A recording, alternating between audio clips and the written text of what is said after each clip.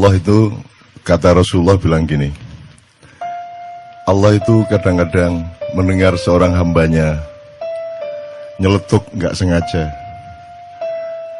tetapi celetukan hambanya itu membuat Allah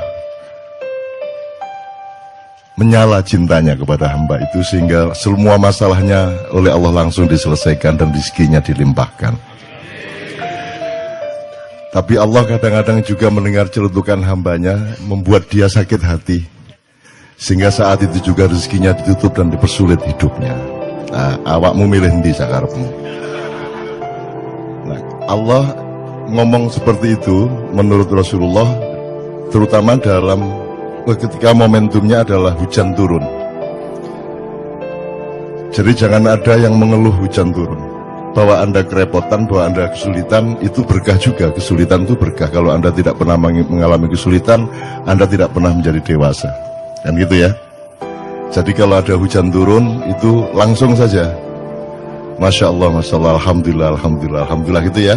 Nah, bahwa masuk angin, emang jelek masuk angin, kan bagus masuk angin, Alhamdulillah. Sakit juga bagus, kan gitu. Kalau Anda masih menganggap masuk angin itu buruk, ya Anda belum mengerti kehidupan. Bahwa masuk angin harus disembuhkan, iya. Jadi kan peristiwa menyembuhkan kan juga indah. Dan syaratnya keindahan menyembuhkan adalah ada sakit dulu.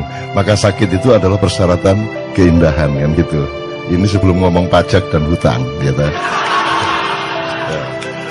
Ya gitu ya, satu ya. Nomor dua, saya yang memohon antum tetap di sini. Sesepuh kita Bapak Abdullah Hamahwa yang saya kenal sejak dahulu kala ya, Ustadz ya.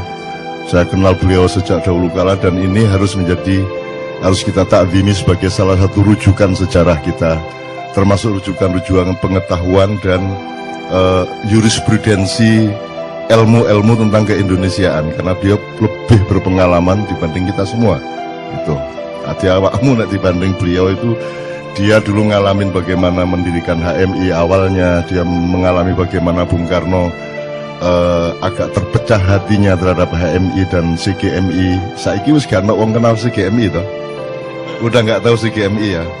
Ya gimana sih, itu musuh utamanya dulu adalah CGMI dan GMNI separuh gitu ya, dan seterusnya. Tapi tidak usah saya ceritakan karena Anda sudah lelah bermusuhan dengan macam-macam, sehingga tidak usah saya ceritain bermusuhan. Nomor dua, dari sekali lagi soal mengeluh tadi, tidak ada gunanya mengeluh itu. Yang ada bersyukur saja, meskipun belum masuk akal.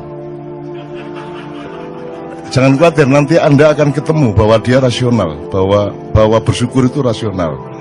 Jadi tidak usah faham dulu baru bersyukur saja dulu supaya Anda faham.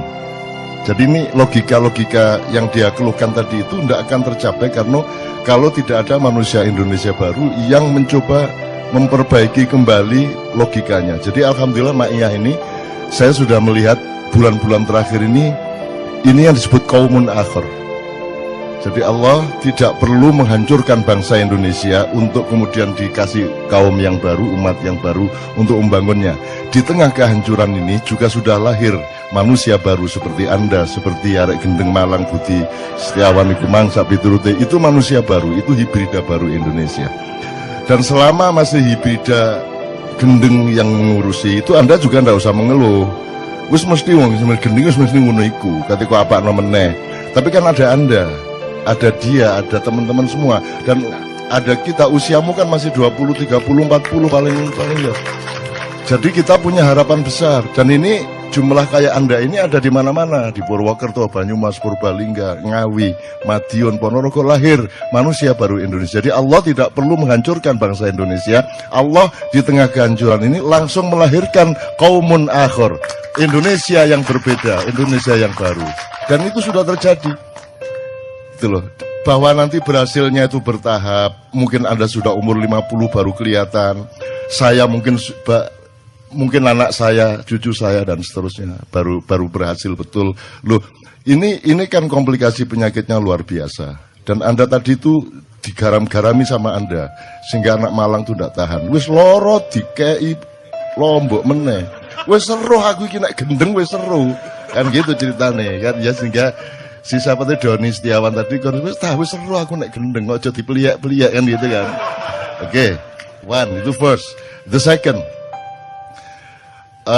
Saya seneng ini, siapa tadi menyanyi Ruth Sahanaya tadi, siapa? Tia, dan siapapun. Kenapa di KJ ini semua boleh tampil, nggak ada syarat. Setan pun tampil boleh. Karena kalau dia berbuat buruk di sini, dia akan mengalami kebakaran di dalam hati, jiwa, dan pikirannya, mungkin juga hidupnya. Barang siapa berbuat jahat di sini, barang siapa punya hati jahat di sini, Anda tunggu. Tidak usah lama-lama, Anda tunggu saja. Jadi semua yang di sini ini, Ustadz Himam, ini mereka orang-orang insya Allah tulus. Mereka semua ikhlas untuk Indonesia. Tidak ada orang mau jauh-jauh, apalagi di Jakarta yang bukan kota ini, tapi hutan rimba ini, enggak jelas ini. Mau datang-datang jauh-jauh ke sini tanpa pamrih, tidak mencari uang, tidak mencari apa-apa, kecuali mencintai Indonesia. Masa Allah tidak akan membuat Anda hidup lebih berperan dan lebih sumringah di masa yang akan datang. Jadi ini mereka insya Allah tulus semua. Nah, setan pun kalau dia tampil di sini, itu mau tidak mau dia harus berbuat baik. Jadi Anda pengennya setan berbuat baik atau berbuat buruk? Benar. Karena Anda maunya setan itu buruk toh. Ya toh? Dan Anda sudah klaim dengan stigma setan itu buruk. Lah itu kan salah Anda ngomong gitu itu. Setannya mengeluh sama saya. Saya ini disuruh Allah ini saya jadi setan ini. Saya ini cuma taat. Saya tidak punya kemungkinan lain. Sama dengan malaikat, tidak punya kemungkinan lain. Manusia dan jin punya kemungkinan. Faman syaa falyu'min, faman syaa falyakfur. Kalau kamu mau percaya, percaya. Kalau mau khianat, khianat. Kalau kamu mau baik, baiklah. Kalau mau buruk, buruklah dengan resiko masing-masing. Kita punya demokrasi dari Allah. Setan tidak punya.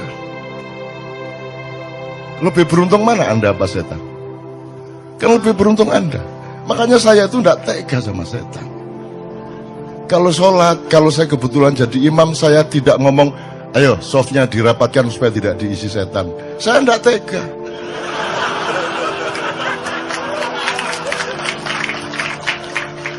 Yang rapi softnya, setan-setan kalau mau ikut sholat sekalian sini. Nah gitu saya. Saya tanya, apakah ada makhluk di muka bumi ini yang tidak kembali ke Allah? Jadi bagaimana mungkin saya mendoakan siapapun dan mengharapkan siapapun untuk tidak kembali ke Allah? Kemudian Anda dibiaskan oleh Allah sendiri supaya Anda diuji fokus sama Allah apa tidak dengan dikasih idiom neraka dan surga. Terus Anda semua itu pokoknya enggak pakai mikir, pengen ke surga semua. Saya kasih tahu, surga itu sepi banget. Anda ke sana nanti kesepian. Nanti dilang bentino. Isinya cuman siapa? Paling Hizbut Tahrir, MTA, Wahabi Salafiyah baru ya, LDII, ya NU, Muhammadiyah, Syiah, semua neraka. Jangankan lagi Kristen, Buddha, Hindu, semua di neraka. Lah kok kamu mau masuk surga itu gimana? Nggak punya teman, sudah masuk surga nanti Anda disuruh jenggoten lagi. Iya coba. Bener nggak?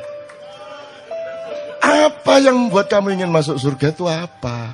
Di sana jelas isinya kan sudah jelas toh. ISIS masuk surga, ya toh. HMI sekarang belum tentu masuk surga. Wong PMI aja ndak masuk surga, apalagi HMI, kan gitu. Ya toh, ya itu ya. Mau PMI bisa selawatan aja ndak masuk surga, apalagi HMI yang bisanya intelektual modern toh, kan gitu. Nah, ini kalau pakai cara berpikir yang terjadi sekarang loh ya, surga itu sepi, jadi Anda tidak usah mikirin surga menurut saya, tidak usah mikirin neraka, pikirkan Allah.